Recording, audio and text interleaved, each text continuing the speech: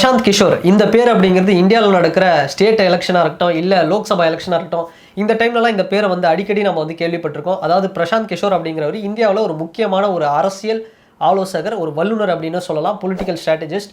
இவர் வந்து ஒரு பார்ட்டியோட ஜாயின் பண்ணி ஒர்க் பண்ணார் அப்படின்னா அந்த பார்ட்டிக்கு வந்து கண்டிப்பாக 95% அப்படிங்கிறது ரிசல்ட் வந்து ஒரு வின்னிங் ரிசல்ட்டாக தான் இருக்கும். அந்த அளவுக்கு வந்து பாசிட்டிவ்ஸாக இவருடைய ரெக்கார்டு அப்படிங்கிறது இருக்குது. இவர் அந்த அளவுக்கு வந்து ஒரு பெரிய ஒரு ஆள் அப்படின்னு சொல்லலாம். ஸோ இந்த பிரசாந்த் கிஷோர் அப்படிங்கிறவர் இப்போ ரீசெண்டாக ஒரு இந்தியாவே திரும்பி பார்க்குற அளவுக்கு ஒரு வைரலாக ஒரு விஷயம் சொல்லியிருக்கிறாரு. ஸோ அது என்ன அப்படிங்கிறது அரசியல் ஆர்வம் இருக்கிறவங்க நிறைய பேருக்கு வந்து கிளியராக தெரிஞ்சிருக்கும். அது என்னென்னா, இது வரைக்கும் பல கட்சிகளோட இணைஞ்சி ஒர்க் பண்ண இந்த பிரசாந்த் கிஷோர் அவர்கள் வந்து பார்த்தோம்னா தனியாக சொந்தமாக வந்து ஒரு கட்சி வந்து ஸ்டார்ட் பண்ண போகிறாரு. இந்த நியூஸ் அப்படிங்கிறது ரொம்ப வருஷமாகவே போயிட்டுருக்கு. ஆனால் இப்போ அவர் ஒரு கடந்த 48 மணி நேரமாக வந்து இந்த ஒரு விஷயம் எந்த அளவுக்கு போயிட்டுருக்குன்னா, இவர் இந்த கட்சியை எப்போ ஸ்டார்ட் பண்ண போகிறோம் அப்படிங்கிற டேட்டையும் வந்து அனௌன்ஸ் பண்ணிட்டாரு. அது எப்போன்னா அக்டோபர் 2ஆம் தேதி காந்தி ஜெயந்தி அன்னைக்கு 2024 இந்த வருஷம் வந்து இவருடைய கட்சியை ஃபுல் ஸ்விங்கில் வந்து கொண்டு போக போகிறாரு. ஸோ இவர் பார்த்தோம் அப்படின்னா அடுத்து வரப்போகிற இந்த பீகார் எலெக்ஷன், ஏன்னா பிரசாந்த் கிஷோர் அவர்களுடைய சொந்த மாநிலம் அப்படிங்கிறது பீகார் தான். இந்த பீகார்லேருந்து தான் அவருடைய இந்த ஒர்க்கை வந்து ஸ்டார்ட் பண்ண போகிறாரு. ஸோ இந்த பார்ட்டி 2025 நடக்க போகிற பீகார் சட்டமன்ற தேர்தலில் இவங்க வந்து ஒட்டுமொத்தமாக வந்து கண்டெஸ்ட் பண்ண போகிறாங்க. ஸோ இவங்க எந்த மாதிரியான ஒரு கூட்டணி அமைக்க போகிறாங்க, இது வரைக்கும் பல கட்சிகளை ஜெயிக்க வச்ச பிரசாந்த் கிஷோர் அவர்கள் தன்னுடைய சொந்த கட்சியை என்ன மாதிரியான ஒரு ஐடியாவில் கொண்டு போகிறாரு. இது மட்டும் இல்லாமல் இந்த 2025 பீகார் அசம்பிளி எலெக்ஷன்லையும் சரி, 2029 பிஜேபி vs காங்கிரஸ் இந்த போட்டி அப்படிங்கிறது ஒரு கடுமையான போட்டியாக இருக்கும். ஸோ இதையெல்லாம் வந்து எப்படி ஃபேஸ் பண்ண போகிறாரு அப்படிங்கிற ஒரு விஷயத்தை தான் வந்து நம்ம இந்த வீடியோவில் பார்க்க போகிறோம். வாங்க வீடியோக்குள்ளே போகலாம். ஸோ பிரசாந்த் கிஷோர் அப்படின்னு சொன்னாலே எப்படி அப்படின்னா, ஐபேக் அப்படிங்கிற ஒரு நிறுவனம், இவர் வச்சிருக்கிற ஒரு நிறுவனம் தான். ஸோ இது வந்து ஒரு அரசியல் ஆலோசகம் பண்ணுறது, நிறைய கருத்து கணிப்புகள் கேட்குறது, நிறைய ஸ்டூடெண்ட்ஸு, இளைஞர்கள் இவங்களெல்லாம் வச்சு வந்து இந்த ஒரு ஆர்கனைசேஷனை வந்து ரன் பண்ணார். ஸோ இந்த கம்பெனி தான் பல அரசியல் கட்சிகளுக்கு வந்து டைரெக்டாக வந்து ஒர்க் பண்ணாங்க. உதாரணத்துக்கு பார்த்தோம் அப்படின்னா, ஃபஸ்ட்டு இவங்களோட அக்கௌண்ட்டு பிரசாந்த் கிஷோர் எப்போ ஓப்பன் பண்ணுறாருன்னா 2011 தான் ஃபஸ்ட்டு இவர் ஸ்டார்ட் பண்ணுறாரு. அப்போது குஜராத்தில் மோடி அவர்கள் வின் பண்ணுறதுக்காக ஓரளவுக்கு ஒரு சின்ன ஒரு உதவியாக இருந்தது. ஆனால் எப்போ பிரசாந்த் கிஷோர் பெரிய அளவில் பேசப்படுறாருன்னா 2014 பிரைம் மினிஸ்டர் நரேந்திர மோடி அவர்கள் ஃபஸ்ட் டைமாக வந்து பிரைம் மினிஸ்டர் ஆகும்போது தான் அந்த டைமில் பிரசாந்த் கிஷோர் வந்து மோடி அவர்கள் கூட வந்து சேர்ந்து ஒர்க் பண்ணார். அப்போ தான் பிரசாந்த் கிஷோர் அப்படிங்கிறவர் வந்து இந்தியா முழுக்க வந்து ஒரு பெரிய அளவில் வந்து ஒரு வைரல் ஆனார். அதுக்கப்புறம் பார்த்தோம் அப்படின்னா 2015 நடந்த பீகார் எலெக்ஷனாக இருக்கட்டும், அந்த எலெக்ஷனில் ஐக்கிய ஜனதா தளம் எந்த கட்சியில் இருக்கிற நிதிஷ்குமார் அப்படிங்கிற கேண்டிடேட், நிதிஷ்குமார் யார், எவ்வளோ பெரிய அரசியல்வாதி அப்படிங்கிறது எல்லாருக்குமே தெரியும். ஸோ நிதிஷ்குமார் அவர்கள் வந்து சீஃப் மினிஸ்டர் ஆகிறதுக்கும் வந்து பிரசாந்த் கிஷோர் பல வியூகங்களை வந்து அமைச்சு கொடுத்தாரு. அந்தளவுக்கு வந்து ரிசல்ட் அப்படிங்கிறதும் பெரிய அளவில் வந்தது. நிதிஷ்குமார் அவர்களும் 3வது தடவை வந்து சிஎம் ஆனார் பீகாரில். ஸோ அதுக்கப்புறம் பார்த்தோம் அப்படின்னா பல கட்சிகள் தொடர்ந்து வந்து பிஜேபி கூட ஒர்க் பண்ணார். டிஎம்கே, திரிணாமுல் காங்கிரஸ் பார்ட்டி, மம்தா பானர்ஜி அவர்களோட ஒர்க் பண்ணார். அப்புறம் டிஎம்கே கூட ஒர்க் பண்ணார். இப்படி இவர் ஒர்க் பண்ண எல்லா கட்சிகளும் பார்த்தோம் அப்படின்னா பெரிய அளவில் வந்து ஒரு வின்னிங் அப்படிங்கிறத வின் பண்ணாங்க.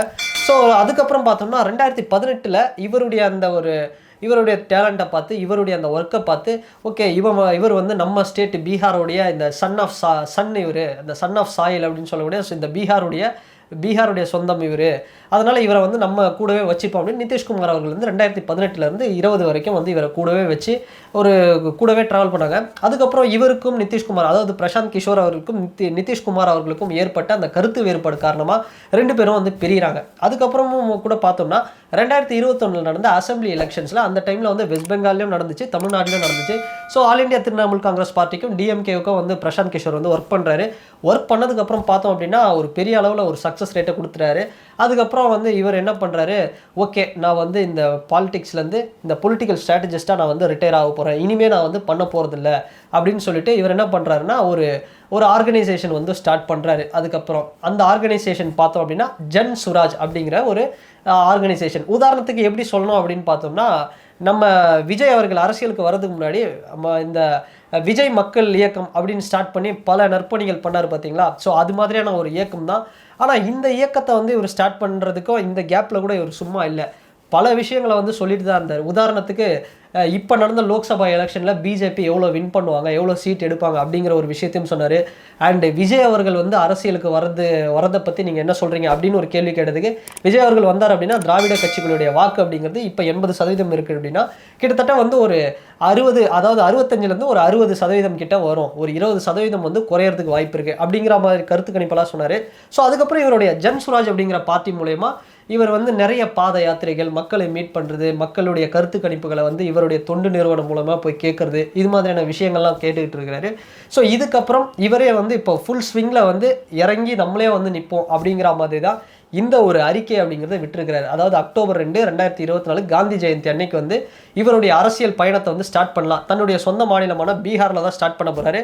ஸோ இங்கே தான் ஒரு இன்ட்ரெஸ்டிங்கான ஒரு விஷயம். ஸோ நிதிஷ்குமாருக்கும் இவருக்கும் ஒரு மிக கடுமையான ஒரு போட்டி இருக்குது.